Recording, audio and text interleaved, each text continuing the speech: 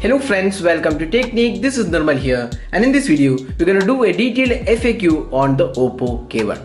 So Oppo K1 is the latest device announced by Oppo in India, and this is aggressively priced at 16,999, and this device comes with really good hardware. It also is the cheapest smartphone in India with the in-display fingerprint scanner. Along with that, this also comes with the Snapdragon 660 chipset.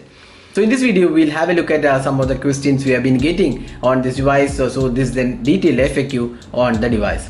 So first step, let's have a look at the sensors available. So we have installed the sensors app, and we'll just take the details. So you can see here, it comes with the magnetic sensor, gyroscope, proximity light, and all the basic sensors are included on this device.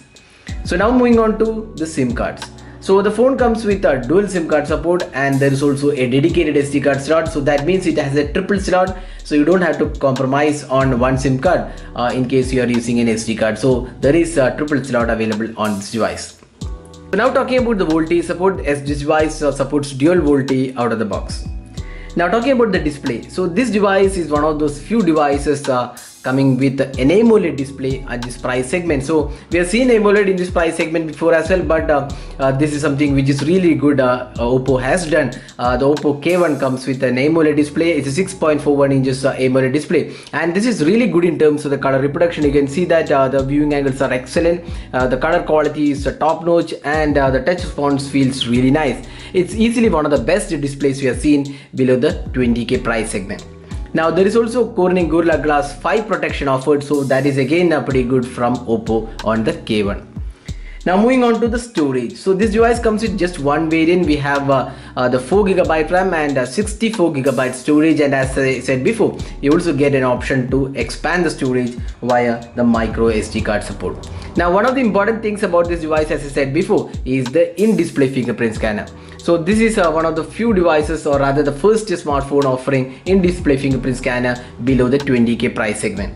So you can see that the in-display fingerprint scanner, so we'll just test it out. So you can see that it's quite good in terms of this fastness. So it is not as fast as what you get on the rear panel, but it does a quite good job. You can see that that's an in-display fingerprint scanner.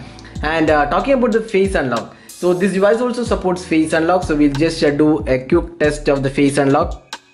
So you can see that it is really responsive and does the job pretty well.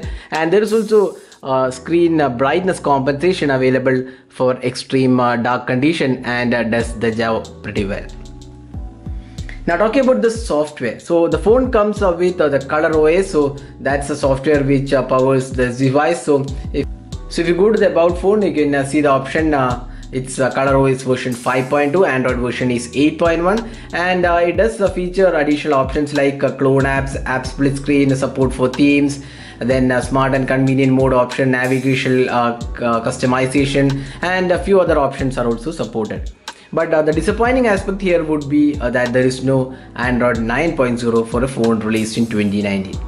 Now moving on to the performance. So this is one area where the Oppo K1 shines, because it has powered by the Snapdragon 660 chipset, which is one of the efficient chipset, and in terms of day-to-day experience, we found that chipset to be really smooth and performing one, no lags whatsoever. We also done a detailed gaming review where we found the gaming performance to be pretty good and smooth performance overall. So in terms of performance aspect, this device is really good and one of the best in terms of the performance.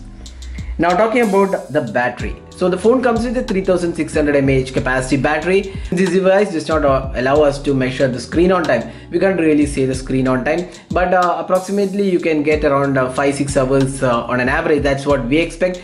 And the battery performance will last slightly more than a day with the 3600 mAh capacity battery. But again, this device does not support fast charging. It's a regular 10-watt charger, so it will take around 2 hours plus to charge the device completely. So that's the battery performance. Now talking about the speakers, so we'll just test out the speakers. So this speakers are mounted at the back panel, the bottom panel, and we'll just test this out.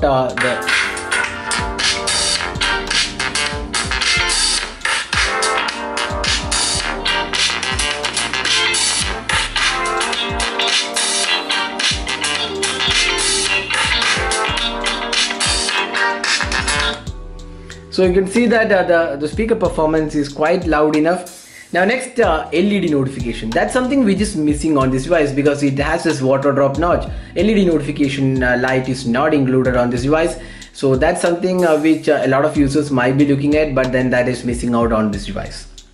Now talking about the USB OTG functionality, so you can just go to the settings, additional settings, and then you can see that there is an option to enable USB OTG. So if you enable this option, you can connect your pen drives and use this device, use external pen drives with this device.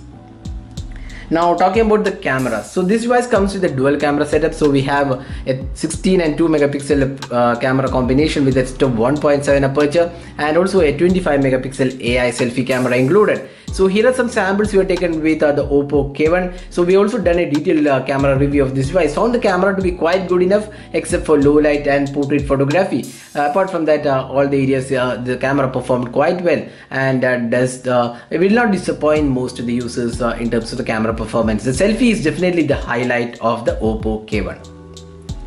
Now finally, talking about the buying options and the pricing. So this device is priced 16,999 and comes in two variants, the blue and the black variant. So right now we have the blue variant. You can see that the gradient color for the blue variant. So it looks quite good in terms of the build quality as well. So this is made of plastic material, but even though it's a plastic finish, the overall build quality looks quite good, and also see that the material quality looks pretty strong. But then you have to be careful that you use the case included with the box package, because any scratches would have some impact on the plastic material. So that's all guys with the FAQ of the Oppo K1. So hope we have answered all your questions. If you still have anything to ask, you can drop a comment and we'll be glad to help you out with your questions on the K1. So this is Nirmal signing off. Thanks for watching. Hope to see you in our next video. Have a great day.